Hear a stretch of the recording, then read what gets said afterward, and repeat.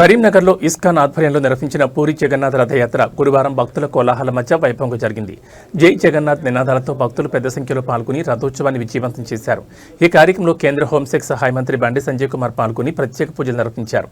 ఆయనతో పాటు నగర మేయర్ కొలగాని శ్రీనివాస్, డిప్యూటీ మేయర్ సునీల్ రావు, కార్పొరేటర్లు ప్రవీణ్ రావు, బండ రమణారెడ్డి స్వామివారిని దర్శించుకుని ప్రత్యేక పూజలు చేశారు.